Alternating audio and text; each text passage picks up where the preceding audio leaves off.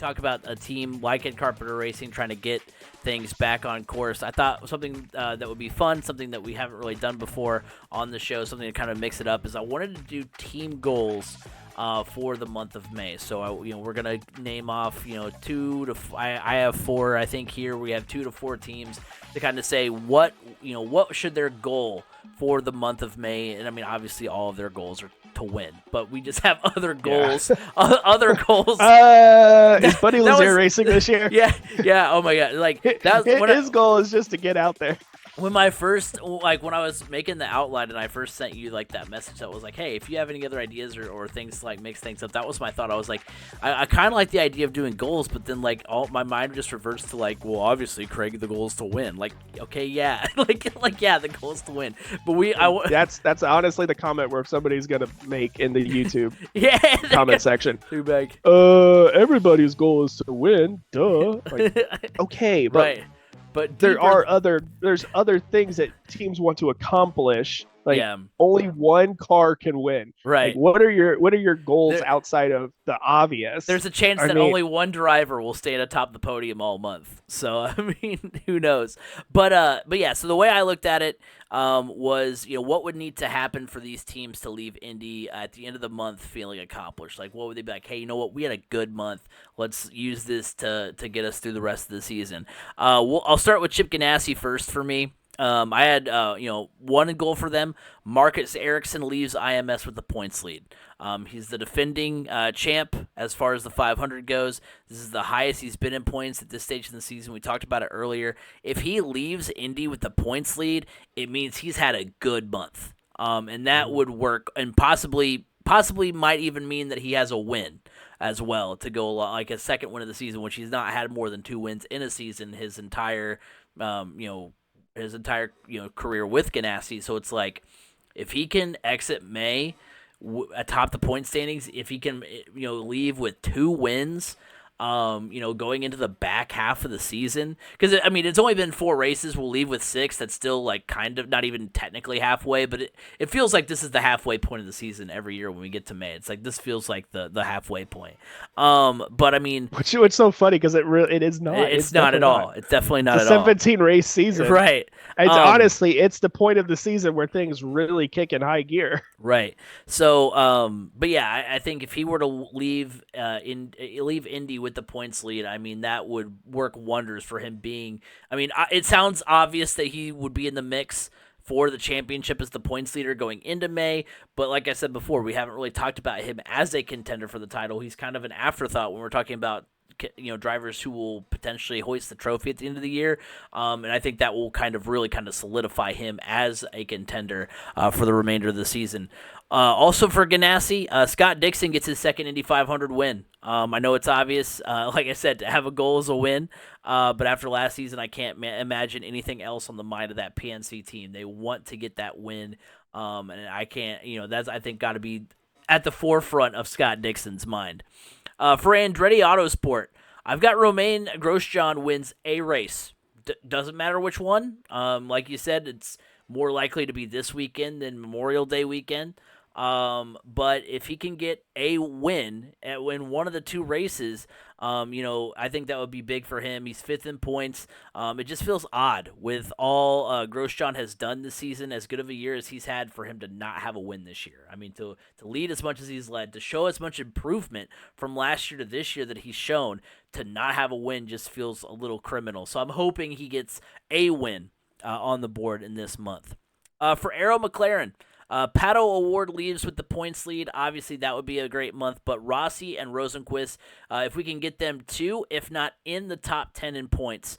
I'm more focused on Rossi and Rosenquist here, not talking so much to O'Ward as far as like who needs to have a good month. And I say close to the top 10 because with the 500 not being a double points race anymore, I don't know how likely it is for them to jump all the way from 15th and 16th into the top 10.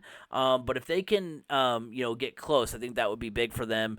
They need a strong month to get back on track. Rosenquist has put together a pair of solid finishes the last couple of races. We mentioned it earlier. Rossi won the most recent race at the IMS road course. He's got an Indy 500 win under his belt as well. Both drivers are capable of putting together a good month. And, I mentioned earlier that Rossi was 13th and Rosenquist was 16th coming into last May. Rosenquist came out 9th. Rossi came out 11th in points. So, again, I know they were for different, they were driving for different teams last year, but they have shown that they can turn, what was a bad season points wise into at least a better season points wise after a good month of May. So that's what I'm hoping for Arrow McLaren. You wouldn't think I'd have too many notes for Penske because they've been pretty awesome this year. For Penske, Will Power gets his first win of the season. I mean, he's the only Penske driver without a win and has one of the best track records at the IMS road course. For a while, he and Simon Pagenaud were basically the locks for who's going to win this weekend at the GMR Grand Prix. So if he could get his first win of the year, that'd be pretty big for him. And Joseph Newgarden finishes on the podium at the Indy 500. It's kind of odd, but he's never scored a podium at the greatest spectacle in racing as a member of Team Penske. He finished, talk about Ed Carpenter, he finished third with Ed Carpenter Racing in 2016. That was the last time he was on the podium at IMS.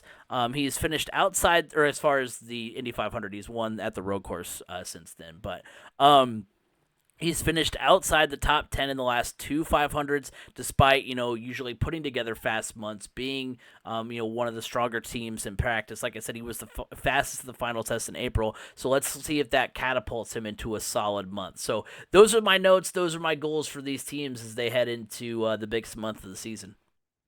Yeah. So I'm kind of looking at three teams as well.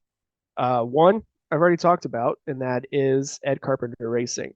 The goal is to find your mojo in Indianapolis, the mojo that you typically have come the month of May. The second goal would be to start at least one car on the front row of the Indy 500, and be up there in contention during the GMR Grand Prix. Rinus VeeKay has been in the past a driver that has put a good car on the track on the road course. So this is the perfect time. So for them, find their mojo, start a car on the front row of the Indy 500, and finish podium in the GMR Grand Prix. And most like that meaning like Rinus VeeKay. The next one I'm looking at is Penske. Look, Penske needs to reassert their domination of the Indianapolis Motor Speedway. For so long, the Penske name has gone hand in hand with history at the Speedway. And recently, their biggest rival has had more success, being Chip Ganassi Racing. The Penske cars, for some reason, just haven't looked very strong. I'm talking more about the Indy 500 because they're usually, you have a contender or two usually on the road course. But when it comes to the Indy 500 as of late, Penske they come in having strong testing and strong practices, and then when the tough gets going, they fade into the back, and it's just like you think like, oh my gosh, Joseph Newgarden's having a great practice runs, great testing. This is his year, and then they fade. They don't. It's like they can't. They need to learn how to carry that momentum from the testing and the early practices. So reassert your dominance on the oval for Penske. And then my last one is Meyer Shank Racing. Look, hey, you got some older drivers, but you have drivers that have had success at this speedway. This is a track that has been very kind to your drivers, in particular, Elio Castroneves. The main goal for Meyer Shank Racing or two goals. One, get Simon Pagenaud on a podium at the GMR Grand Prix. Pagenaud has won that race with two different teams. Like, oh yeah, he won with Penske. Yes, but he also won back with Schmidt Peterson, who's now Era McLaren. So goal number one, get Simon Pagenaud on the podium at the GMR Grand Prix.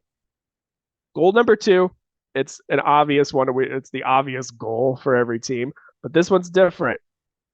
Go make history. Go make new history with Elio Castroneves. Be the first five-time winner of the Indy 500. I mean, how cool would that be? Yeah, I Think mean about it. for a team That's a big goal. for a team that's not, one of the, teams we talk about as far as like having like contenders for a championship and things like that, like to have your team name like etched with that amount of history, I mean, that would be pretty incredible. Well, your like, team name is already etched. Well, right, but I with mean history because but, he was with you when he won. He landed his fourth. Right. I'm just saying, like, to stand alone. This like, kind of history. Right. When you look at the page of, like, oh, you got, all these good teams that have, like, 4-time winners. Like, there's not a driver for Penske that's got a 5-time winner. There's no 5-time winners. You don't have. No. So, I mean, to have the only 5-time winner, and he drove for Meyer Shank. I don't think we'll ever see a 5-time winner. With all the, I mean, because we dove into it a little bit before. I think one of the previous like years for the month of May, like we dove into the winners, and like, a lot of the 4-time winners, obviously they're for the big teams like Penske and all that, but like at the same time, like 3-time winner, I think Ganassi's got a few, but like at the same time, like over the past like 20 years, or like, because I think we talked about it when Scott Dixon last year, as far as like him, like how important is it for him to win at second. We're like, it's much more competitive. I mean, we've had a bunch of different winners. Like, yeah, sure, like in the last like 20-25 years, we've had Elio win 4, we've had Dario win 3. But at the same time, I mean, you had several different drivers win, and even here recently, I can't remember the last time we've had, unless I'm just so completely overlooking. Takuma Sato. Takuma's won 2, but not like. No, it was super close. A year in between. No, it was 20. He won 2017, I'm pretty sure, and then won 2020. That's probably the closest we've seen two drivers win. I'm pretty sure that's how it was. Back-to-back years. Because it was 28. Yeah. Because 2018 was Will Power, 2019 was Pagenaud. So yeah, it was 2017. So yeah, I mean that's the last time we've had a driver win multiple, like relatively close to each other. But usually in between there, we've had a bunch. So like, there's so much competitiveness, and even just in general now with like the field on its own. I mean, we're going into May where we're like, I don't really know. Like, obviously, it'll kind of pan out. We'll have our prediction show where, like, we've had practices and stuff to go on. But, like, I don't know who is a standalone favorite to win the 500 this year. I mean, there's so many different options. Whereas, like, in the past, you go into it and you'd have kind of the usuals. Like, okay, Dixon's going to be up there. Dario's going to be up there. Kanan, we'd have some of those, guys to throw out. But this year, I don't know who the favorite to win the 500 is going in. I mean, there's drivers with good momentum. There's obviously, we're looking at, Ericsson, who won it last year, and O'Ward, who was so close, and, Elio, who's always, no matter what car he's in, has performed well at the five. So, but, like, other than that, like, I don't think there's a standalone favorite. So, like, it's so hard, I think, to win now than it was, like, not to make light of, like, what Rick Mears did or what, any of those other drivers did, but, like, and I'm sorry, Rick Mears is literally the only one I could think of right now. I know there's other ones like Foyt and all that, and Andretti and stuff, but like, or not Andretti. Andretti wasn't a 4-timer. No, it was. Gosh, I'm blanking. There's like Fittipaldi. He's not Fittipaldi. I thought Fittipaldi might have 2. Mears, Foyt.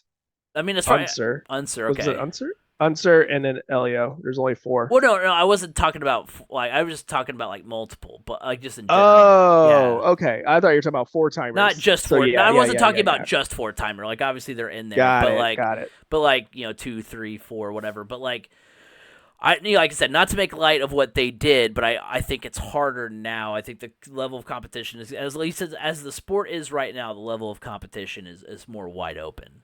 I Oh think, yeah. than it Well, and was. also just because just the number of teams that you have too Mm, now, and the technology yeah. is it's not like, hey, you got a guy that's really good with a wrench that knows how to get the most out of this. Now it's like we have a team of engineers, and our IT guy is our best asset.